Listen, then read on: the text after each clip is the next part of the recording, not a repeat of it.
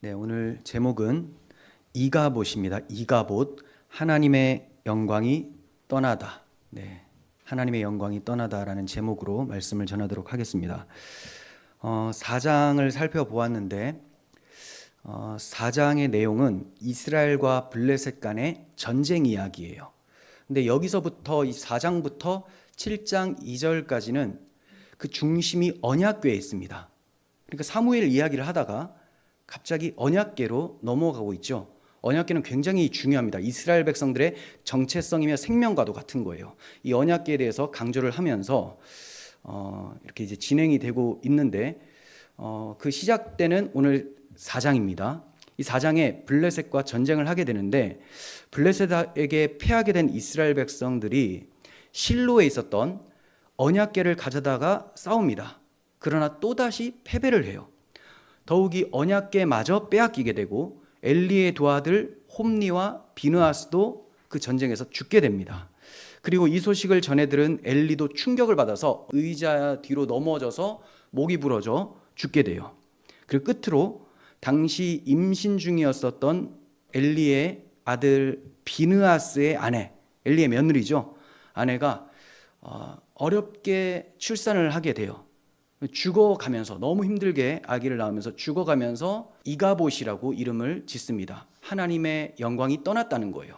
왜냐하면 언약궤가 빼앗기고 시아버지하고 남편이 죽은 것을 들으니까 이제 소망이 없구나라고 생각하면서 아들 이름을 이가봇이라고 짓고 죽게 됩니다. 이것을 통해서 우리에게 주시는 교훈이 무엇인지를 좀 살펴보고자 합니다. 한 절 한 절 다 제가 읽고 말씀드리기가 어렵기 때문에 지금까지 해온 방식대로 줄거리를 설명해드리고 거기에 대한 의미를 말씀을 드릴게요. 1절부터 한 4절 사이의 내용을 먼저 말씀을 드리고 또 해설을 해드리겠습니다. 이스라엘과 블레셋의 전쟁이 발생했습니다. 당시 블레셋은 이스라엘을 참 많이 괴롭힌 민족이에요. 보통은 이스라엘 백성들을 항상 블레셋이 먼저 침공을 했습니다. 블레셋이. 그런데 이상하게도 오늘 본문에서는 이스라엘이 싸우러 나갔다 이렇게 이제 표현이 되고 있어요. 그러니까 블레셋이 쳐들어와서 싸우러 나갔을 수도 있겠지만 그냥 문자대로만 보면 평상시와는 다르게 이스라엘이 먼저 치러 올라간 것과 같은 그런 이제 설명이 되어지고 있죠. 자, 이것은 아마도 지금 엘리의 입장이 좋지가 않잖아요. 아들들 때문에 권위도 많이 실추되었고 또 하나님으로부터 2번이나 심판 선고를 받았습니다. 그죠? 엘리는 제사장이면서 동시에 지도력이 있었던 사사였어요. 사사기를 보면 싸움을 누가 앞장서서 하냐면 사사가 하거든요. 사사. 그러니까 사사는 지도자며 재판장이며 또 제사장이었으니까 엘리가 굉장히 큰 권위를 가지고 있는 그런 사람이었어요. 그런데 지금 자기의 지도력이 땅바닥에 떨어지는 것을 막게 하기 위해서 그 방법으로 전쟁을 택한 것으로 보여집니다. 이미 2장에서 하나님의 사람이 엘리 집안의 심판을 예언했고 3장에서는 사무엘을 통해서 엘리가 심판받는다라고 하나님이 말씀을 해주셨습니다. 자, 그러면 이런 전쟁을 벌이는 것이 아니라 하나님 앞에 회개를 해야 되는 것이 맞는 거죠. 하지만 그렇게 하지 않았습니다. 보통 이스라엘 백성들이 전쟁을 할 때는 여호와께 묻고요, 응답을 받은 후에 싸우게 돼요. 그러면 이 전쟁을 가리켜서 여호와의 전쟁이 됩니다. 여호와의 전쟁. 근데 지금 그런 얘기가 전혀 없죠. 자기들이 결정하고 자기들의 힘으로 나가서 싸운 거예요.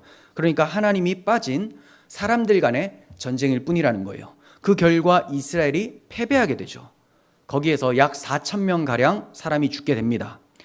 그러나 패배한 것보다 더 큰 문제가 있는데 저들 중에 아무도 패배의 원인이 무엇인지를 모르고 있다는 게 큰 문제라는 거예요.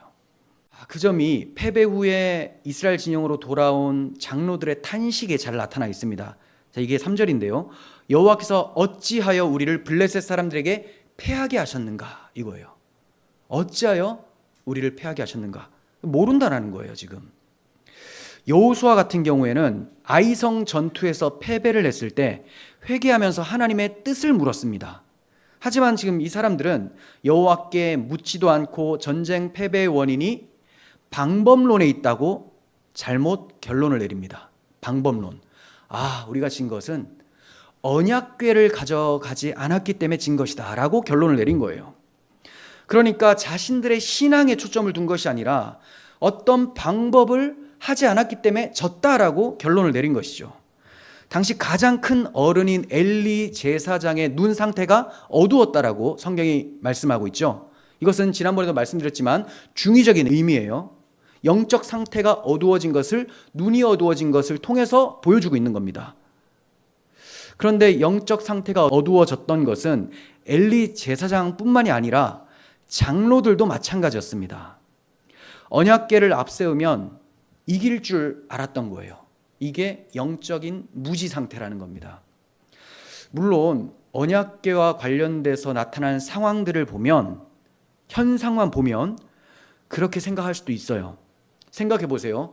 출애굽 후에 가나안 땅 들어가기 전에 요단강이 있었습니다. 요단강을 건널 때 언약궤를 앞장서서 건넜어요. 그러니까 요단 강물이 멈추게 되었습니다. 이런 기적을 보면 언약궤가 신통하구나라고 생각할 수도 있겠죠.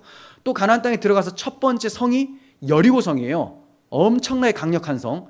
그런데 이스라엘 백성들은 손 하나 대지 않고 함성으로 무너뜨릴 수 있었어요. 근데 그 앞장서서 돌 때 무엇이 있었느냐? 언약궤가 있었다라는 거예요. 언약궤를 앞장 세우고 7일 동안 한 바퀴씩 돌다가 마지막 7일째 되는데 7바퀴를 돌고 함성을 질렀더니 철옹성과 같은 여리고성이 무너져 내렸어요.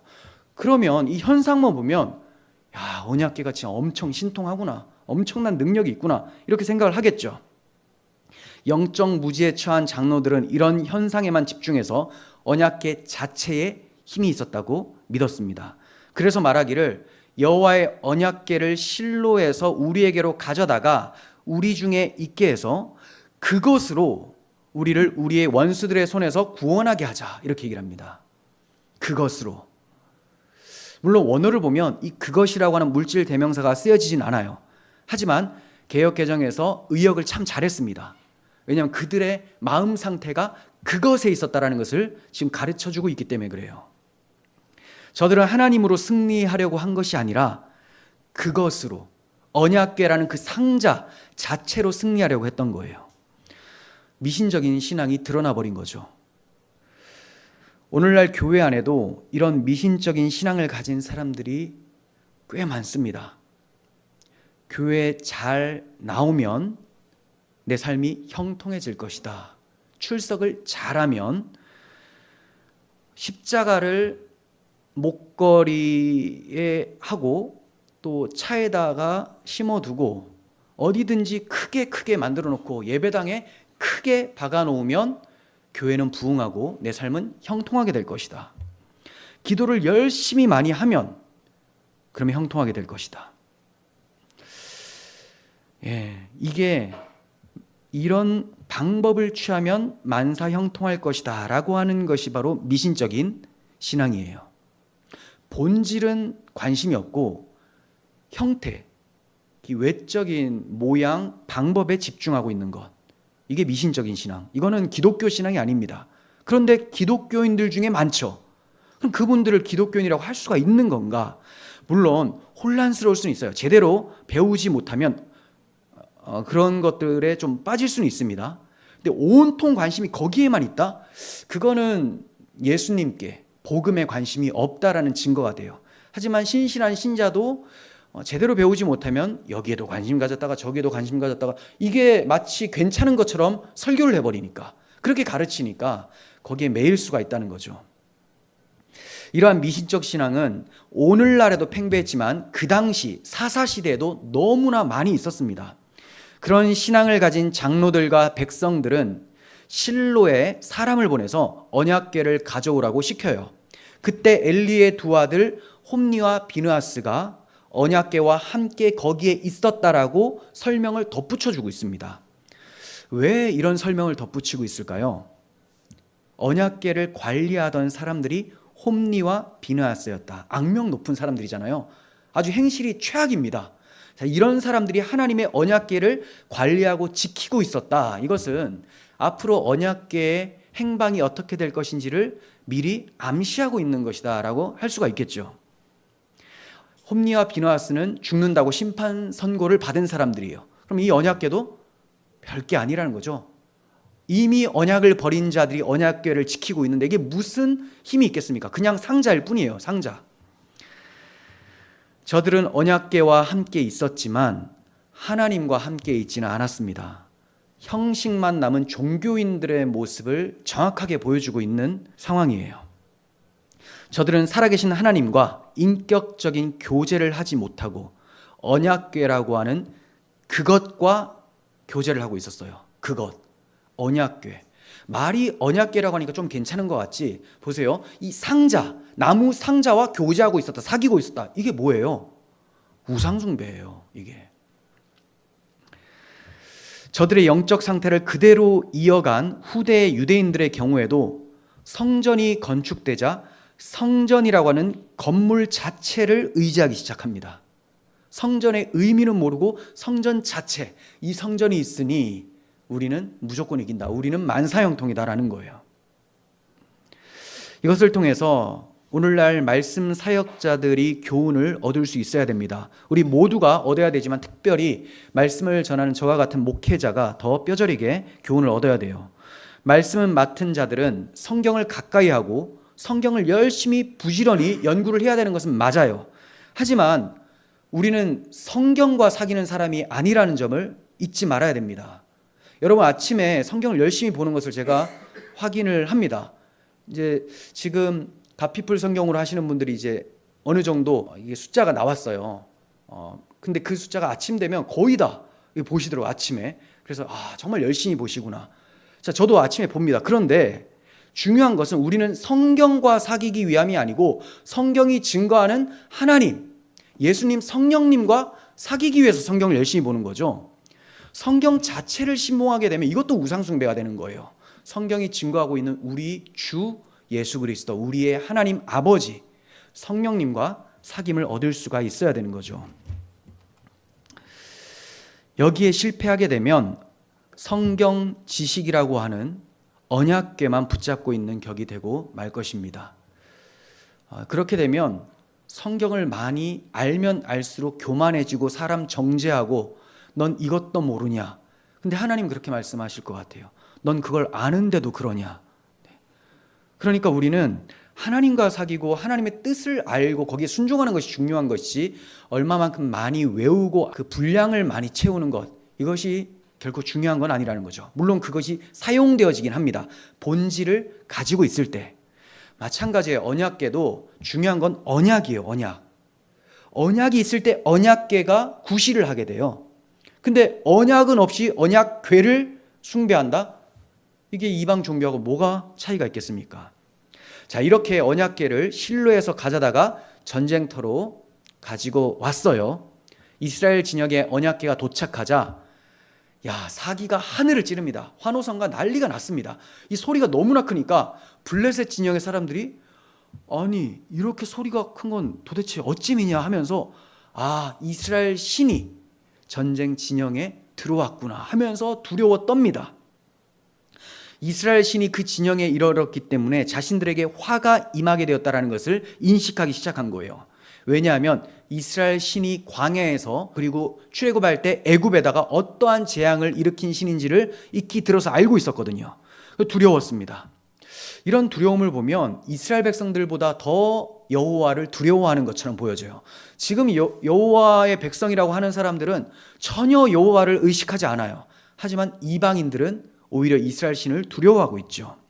그러면서 이 능한 신들의 손에서 누가 우리를 건지겠느냐라고 하면서 두려워 떨고 있습니다. 자, 이렇게 되면 전쟁을 할 수 있을까요? 이렇게 두려운데 사기가 다 떨어졌잖아요. 근데 블레셋 사람들 정말 정신력이 대단해요. 자, 이 사람들이 멘탈이 흔들릴 수 있는 상황에서 정신을 차립니다. 어떤 식으로? 어차피 저 신 때문에 우리가 패배하게 되면 전에 자신들이 이스라엘 백성들을 종으로 삼았거든요. 이제 우리가 종이 될 수가 있다. 그러니 종이 될 바에 죽기 살기로 그냥 싸워보자. 대장부가 되어서 목숨 다해 싸우자 하면서 반전이 일어나기 시작하는 거예요. 자, 그렇게 해서 블레셋이 화이팅을 외치고 싸웠는데 이스라엘 백성들이 져요. 이스라엘의 보병 3만 명이 죽었습니다. 자, 첫 번째 전투에서는 4천 명이 죽었죠. 근데 여기서 보병 3만 명이 죽게 되었다고 해요. 그뿐 아니라 하나님의 궤가 빼앗기게 되었어요. 그리고 홈리와 비느하스는 죽임을 당하게 되었습니다. 2장에서 말씀하신 대로 내 두 아들 홈리와 비느하스가 한날에 죽으리라 라고 하신 그 예언이 성취가 된 것입니다. 하나님 말씀은 항상 반드시 성취가 된다는 것을 드러내시는 거죠. 패배한 이스라엘 입장에서 얼마나 황당하고 놀랐겠습니까? 자신들이 그토록 믿었던 언약궤, 그것으로 싸웠는데 언약궤 그것이 아무 능력을 발휘를 못하는 거예요. 언약궤를 왜 빼앗기고 왜 전쟁에서 패하게 된 겁니까? 언약궤 상자가 중요한 게 아니라 언약이 중요한 건데 저들은 언약 신앙이 없었던 거예요. 언약을 믿으면 그 믿는 자들을 가리켜서 언약 백성이라고 해요. 언약을 믿는 믿음으로 싸우면 언약을 해주신 하나님이 앞장서셔서 싸우심으로 승리하게 됩니다. 언약을 버리면 언약 백성이 아니죠. 하나님은 언약의 하나님이에요. 그러니까 언약 백성이 아니니까 하나님이 가지를 않으십니다. 그러면 자기 힘으로 싸우다가 패배를 하게 되는 거예요. 당시 이스라엘은 언약을 버렸기 때문에 더 이상 언약궤가 그곳에 있을 필요가 없었습니다. 이것을 통해서 하나님께서는 언약이 얼마나 중요한지를 이스라엘 백성들에게 교훈해 주고 계신 거예요. 너희는 이 언약을 버리면, 나에 대한 믿음을 버리면 끝이다. 그래서 언약궤가 블레셋으로 잠시 옮겨져 가게 됩니다. 자, 그러면 언약궤가 블레셋에 옮겨졌으니 블레셋이 언약 백성이 되는 건가? 그건 아니죠. 블레셋도 마찬가지로 야, 저 언약궤가 들어와서 우리 큰일 났다. 그냥 이 정도예요. 신이 들어왔다 이 정도지 언약의 내용을 아무것도 모릅니다. 그러니까 블레셋하고 언약궤라는 용어는 사실 아무 상관이 없어요. 그래서 이 4장을 잘 살펴보면 이스라엘과 관련해서 사용할 때는 언약궤라는 단어를 써요. 집에 돌아가셔서 한번 보세요. 언약궤라고 쓰는데 블레셋과 관련돼서 쓸 때는 하나님의 궤라고 씁니다. 언약이라는 단어가 빠져요. 이스라엘 백성들만 선민, 하나님께서 택하시고 언약을 주신 대상자지 블레셋은 아무리 언약궤를 가져가 봤자 그냥 하나님의 상자를 가져간 게 되는 거예요. 상자.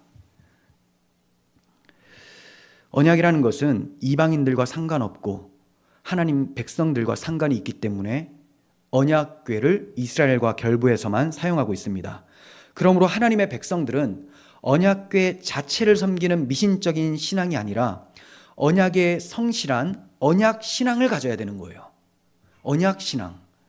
당시 이스라엘 지도자들은 언약궤를 섬겼을 뿐 언약은 뒷전이었습니다. 아마 잊어버린 듯해요. 오랫동안 생각하지 않고 자녀들에게 계속 전수해 주지 않았기 때문에 사사기 2장인가요? 보면 그 자녀들에게 신앙교육을 제대로 하지 않았다는 것을 말씀하고 있어요. 그러니까 그 결과가 사사기 시대가 펼쳐지게 되고 언약은 사라지고 하나님이 왕이심에도 불구하고 그때 그들에게 왕이 없으므로 자기 소견에 옳은 대로 멋대로 행하기 시작했다라고 말씀을 하고 있죠. 그러니 저들에게 언약이 있었겠습니까? 당시 이스라엘 지도자들은 언약궤를 열심히 섬겼고 언약은 없었습니다. 그래서 블레셋과의 전쟁에서 패배한 원인조차 알아내지를 못했던 거예요. 그들의 패배 원인은 언약 신앙이 없었던 거예요. 하나님에게 능력이 없어서 패배한 게 아니고 신앙이 없어서 패배한 거예요. 안타깝게도 오늘날 많은 목회자들도 교회가 힘을 잃고 세상에 패배하는 모습을 보이는 이유에 대해서 알지 못합니다. 왜 모를까요? 오늘날에도 많은 목회자들이 언약을 버렸기 때문에 그래요. 그러면 오늘날 언약이 뭘까요? 복음이죠. 복음. 언약은 곧 복음입니다. 복음. 언약의 성취가 골고다 십자가에서 이루어져요. 그래서 십자가 복음이 언약이에요. 그런데 오늘날 목회자들이 십자가 복음을 그렇게 사랑하거나 자주 말하지 않죠. 자주 말하지 않는다는 것은 그만큼 사랑하지 않는다는 거고 그만큼 자랑할 만한 것이 못 된다라는 증거가 됩니다. 정말 자랑하고 싶으면 그것만 얘기를 하죠. 정말 간절히 입시를 준비한 학생이 입학을 했습니다. 합격을 했어요. 그러면 저 합격했어요 하면서 막 계속 얘기하게 될 거 아닙니까? 그리고 뭔가 간절히 이루어진 것, 원했던 것이 이루어지면 그것을 자주 말하게 돼요. 자랑스러운 거. 아들이 자랑스러우면 아들 얘기를 하죠. 돈이 자랑스러우면 돈 얘기를 합니다. 내가 돈이 얼마나 있는데 뭐 이런 얘기. 율법이 자랑스러우면 율법을 얘기를 할 것이고, 율법주의자들은 복음이 자랑스러우면 복음을 얘기할 거 아닙니까? 그러니까 그 사람의 설교를 들어보면 그 사람의 신앙이 어디에 있는지가 나오게 된다는 거죠. 복음을 많이 말하고 있는 현실입니까? 그렇지가 않아요. 십자가 복음이라는 언약이 뒷전입니다.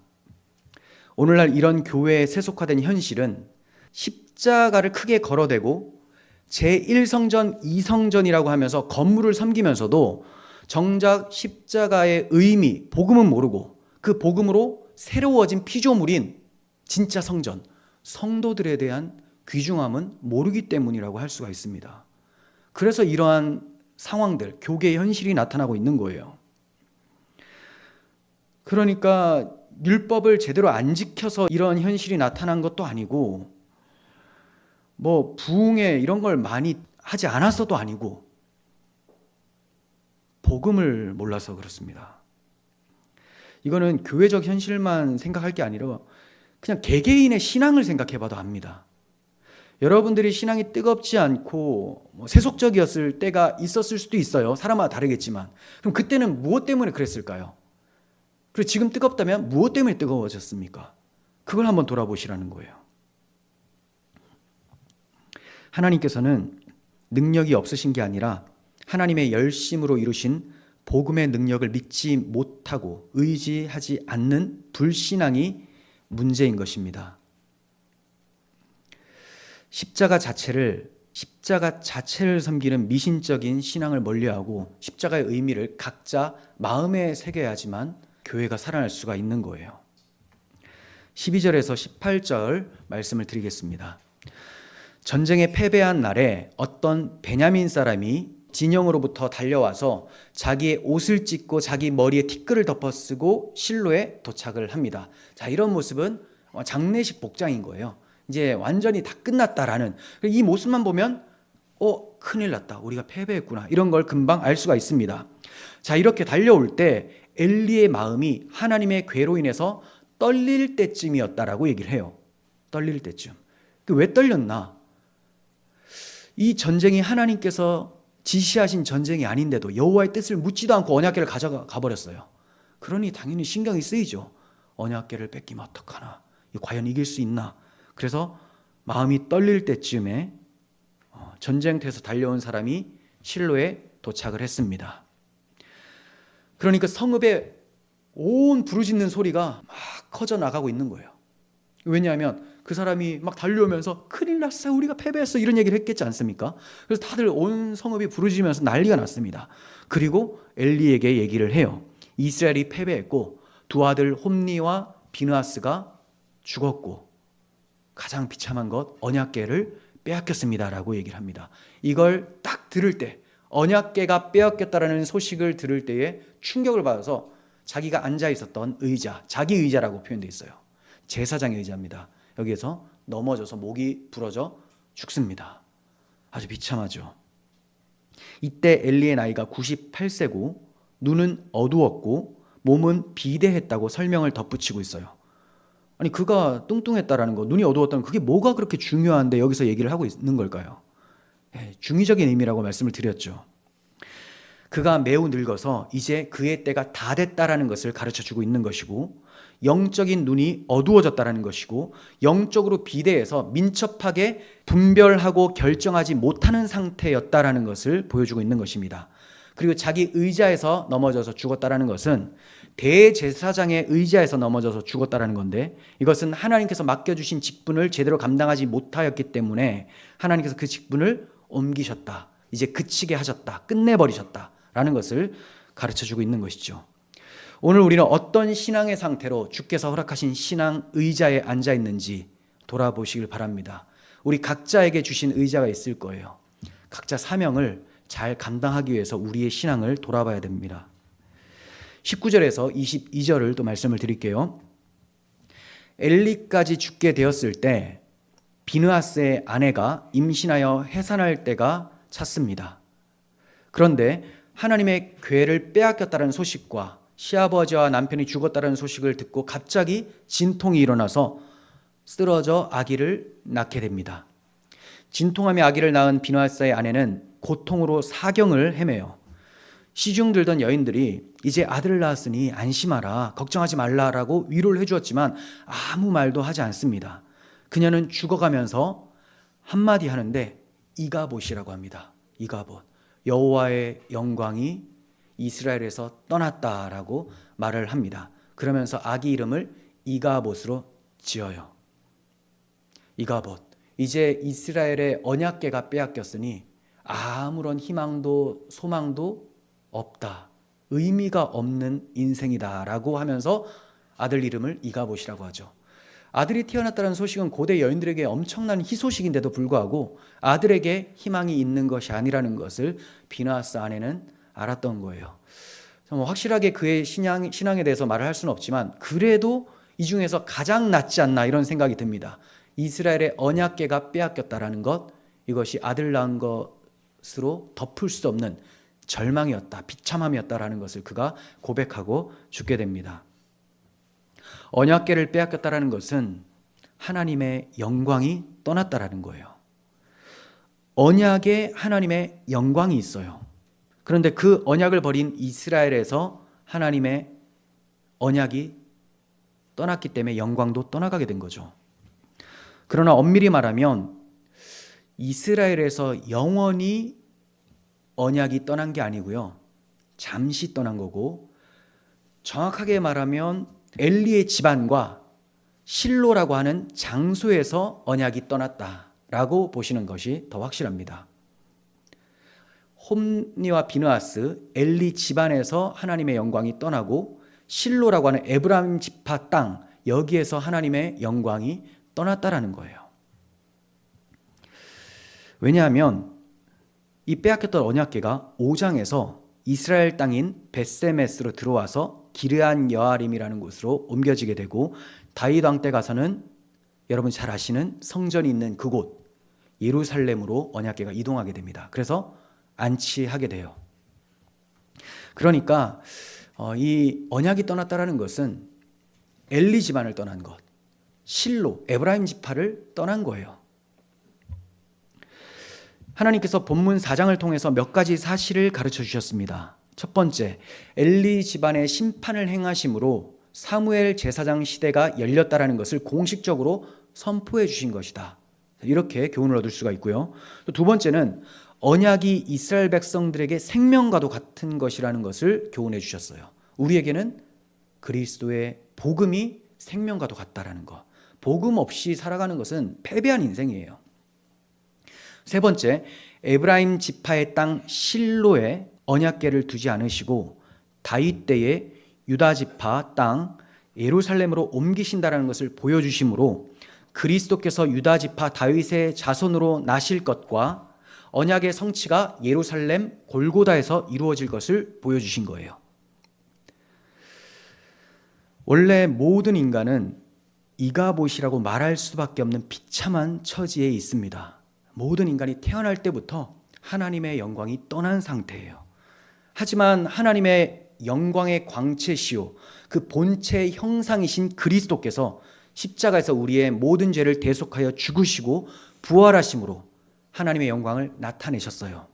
이제 그 하나님의 영광이 우리에게 찾아오실 수 있도록 길을 만들어 주셨고 문을 열어 주신 거예요. 이것을 구약 시대는 언약과 율법과 예언과 같이 여러 부분과 여러 모양으로 하나님께서 말씀해 주셨습니다. 오늘 우리는 그 영광이 성취된 시대를 살아가고 있어요. 그러므로 언약을 버린 엘리 집안처럼 망하지 말고 죄를 회개하고 언약, 즉 복음 앞으로 나아가서 주님을 믿어야 됩니다. 헛된 영광을 구하지 마시고 영원하신 하나님의 영광, 십자가 안에 머무시기를 바랍니다. 그것이 이스라엘 백성들이 해야만 했던 행위이며 마음 자세였는데 그것을 하지 않고 자기들은 언약궤를 가져다가 싸우려고 했었던 거예요. 우리도 십자가 들고 나간다고 해서 그 영화 드라큘라처럼 십자가 든다고 해서 마귀가 도망가는 게 아니에요. 그거 가지고 나오면 뭐 어쩌라고 막 이렇게 하면서 귀신 축사하는 사람들 보면 십자가 막 그리고 떠나간다고 해서 떠나갑니까? 아파서 때리지 말라고 하죠. 그게 아니에요. 내가 십자가를 알고 저 사람이 십자가의 복음을 들어야 된다는 거예요. 주 예수의 영이 임하면 마귀는 떠나갑니다. 들어올 수도 없어요. 귀신이 들어오고 이런 현상이 일어나는 것은 복음을 모르기 때문이죠. 그 자에게 복음을 전해야 됩니다. 이가봇이라는 단어, 하나님의 백성들에게 너무나 비극적인 단어입니다. 있어서는 안 되는 그런 단어죠. 이가봇, 하나님의 영광이 떠났다. 다윗이 가장 슬퍼했었던 것은 고난이 닥쳐오거나 시련이 닥쳐왔을 때가 아니에요. 다윗의 대적들이 야 하나님께서 저 다윗을 구원하지 못한다라고 조롱할 때, 그때 가장 비참하고 슬퍼했습니다. 하나님이 자기를 떠난 것 같이 느껴질 때, 그리고 사람들이 하나님이 너 돌보지 않으신다라고 말할 때, 하나님의 영광이 자기에게로부터 떠났다라고 느껴질 때가 가장 비참한 거라는 거죠. 누구에게나 이가봇이라고 말할 수밖에 없는 시기가 다 있게 마련입니다. 예루살렘이 멸망하고 성전이 불에 탔을 때 이스라엘 백성들에게 정말로 이가봇의 상태였어요. 성전은 이스라엘 백성들에게 전부입니다. 전부. 근데 진짜 전부는 성전이 가리키고 있는 언약이죠. 성전 안에 핵심이 지성소예요. 지성소 안에 핵심이 언약궤입니다. 언약궤의 핵심이 하나님의 언약에 있죠.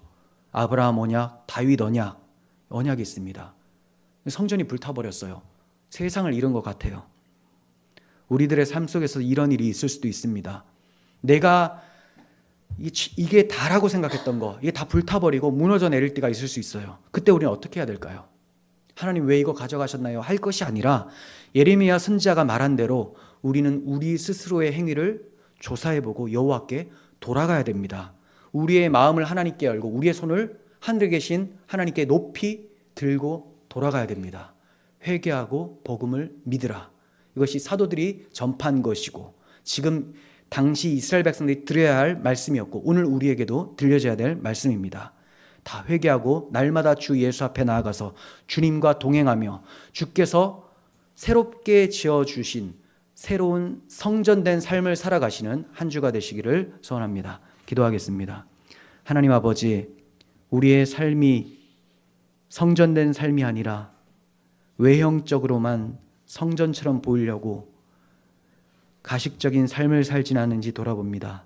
또한 하나님이 주신 십자가의 복음의 은혜를 망각하고 십자가라는 나무 막대기나 또 교회를 성전이라고 하면서 교회 건물의 마음을 빼앗기고 또 내 수중에 무엇이 있나 없나로 하나님의 역사를 결정지으려고 하는 악한 습관들, 어리석음들을 주님 버리게 하여 주시고 오직 복음 앞에 나아가서 복음으로 위로받고 우리와 함께 하시는 임마누엘 하나님과 동행하는 삶을 살게 하여 주시옵소서.